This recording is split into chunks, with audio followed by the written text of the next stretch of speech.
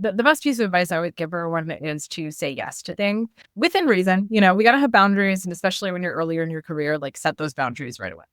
Because it just gets harder to do that later.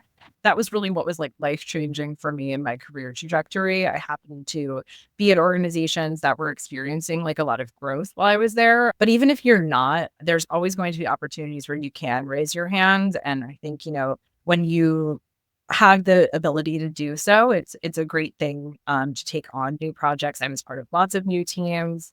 An example I always give is like with people management. That was something I was avoidant of for a very long time. I was like, I don't want to deal with anybody else.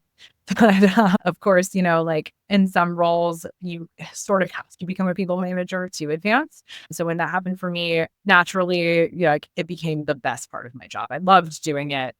And it made me a better like worker too. It made me a better advocate for the work. So I think you'll never know until you try something new. So I think say yes to things, give it your best shot, like do your best at it, and always like be candid when you need help too. That's where the biggest growing happens. It's not when you're perfect at everything.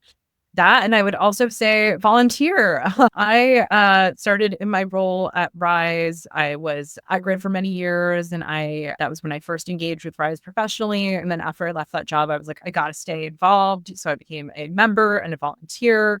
Became like a super volunteer and like led some committees. So when this program manager position opened up, I jumped at it and it was really perfect. So not to say every volunteer opportunity can turn into a job. I've had plenty that did not.